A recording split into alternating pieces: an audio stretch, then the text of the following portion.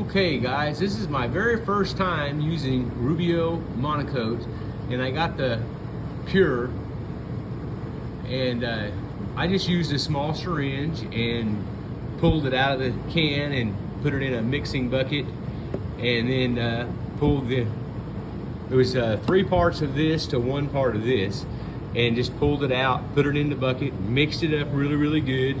And I didn't have one of the little squeegees. I just used that blue scouring pad there. That's the only one I had. I live in a small town. Everything's closed on Sundays, and I didn't think this was coming in the mail, and I didn't get it till this morning. Anyways, I got these two all mixed up, and actually I mixed it up 3 different times because everybody kept on saying it goes a long ways, it goes a long ways. So I was using a really small syringe, and so I mixed it up 3 different times. But anyways, I just got through rubbing it all on, and I let it sit for about, well, from the time I got through, probably about 7 or 8 minutes. And then I just started on one end with a clean rag and worked my way all the way down.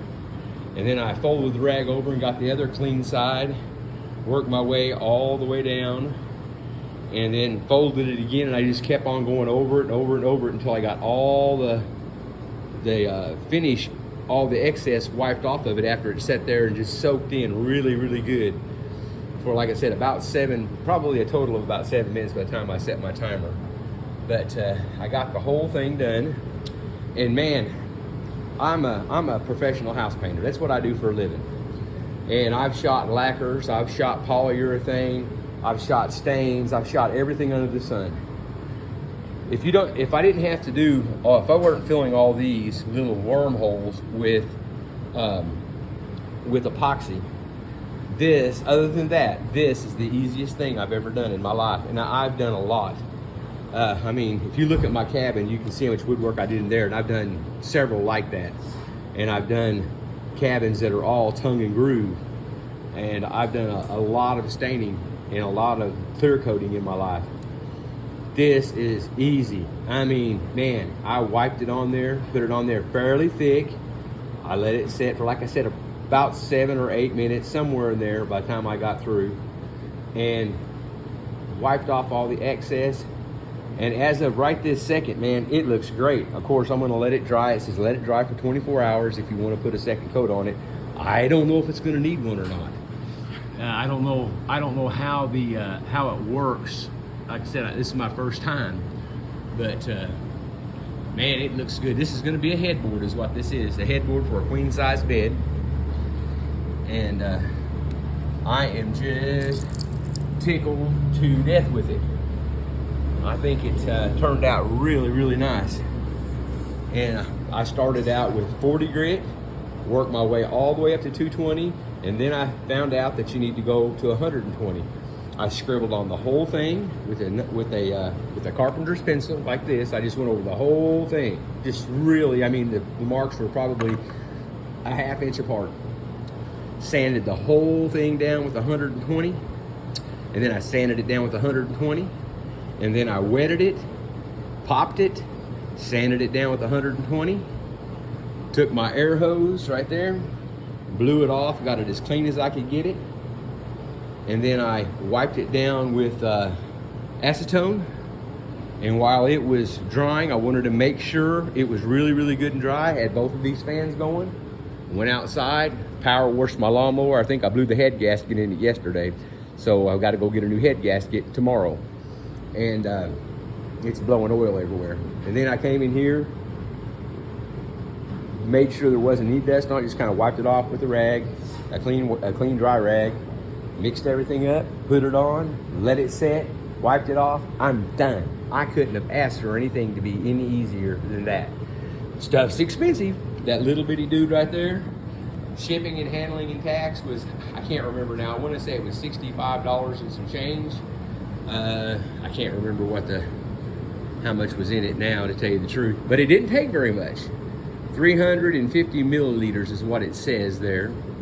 And this is the stain, and then this is the whatever you call that stuff, and then this is the hardener. And the young man that I got it from, really nice guy. I believe he was out of Tulsa, I think is where he was from. I can't remember now. They own a place where you can buy slabbed wood apparently, He even sent me a personalized note in there and thanked me for buying from him and encouraged me to buy some more and said, send me pics of whatever you come up with. And I will, as soon as I get this thing hung on the wall. I was really wanting to take it this weekend, this coming up weekend, but I won't be able to. Anyways, this is it. And I am just happy as I can be. Rubio, you got a good product on your hands. You just need to figure out a way to lower the price a little bit so poor boys like me can buy it. Well, you guys take care, and thank you so much for checking in with me. Like I said yesterday, I got all this sanded down, and I was really considering it done. And man, I got to looking at it, and I kept on seeing these little spots. And you know, if you want something done right, what do they say? Do it yourself.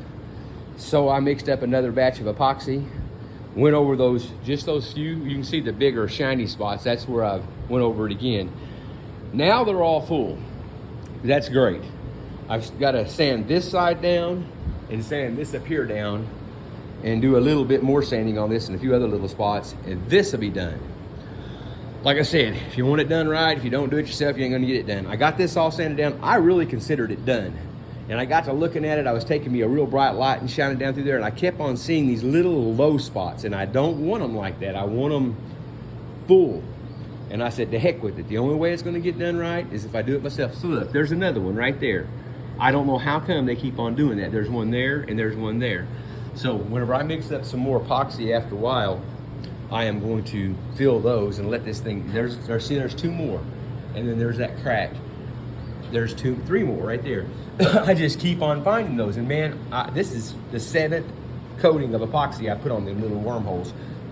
And I've tried using the stick, I've tried using the syringe, and other than just putting it on there and letting it run, because those holes are deep, I guess. I guess they make them plumb through, I don't know. But anyways, and what I've been doing is I've been taking my excess epoxy, the stuff that's left over, and when it starts thickening up, and I've just been pouring it in the cracks of this board just to get the bigger cracks. I know I've got to plane it and everything, get it all level. And I thought, well, that way I've got to start on it, you know, because that crack right there goes most of the way through. I've already did the other side, and now I'm doing this side. And I thought, well, why waste it? I might as well use it. So I've just been using it every time, just filling these cracks. And as soon as I get that down there filled up, I'm going to take this board, put it somewhere else, and get me another one and put on top and do the same thing with it. And, all right, guys. Well, I'm going to get off here. I've about had all the fun I want for one day. And you guys take care. Thanks for checking in.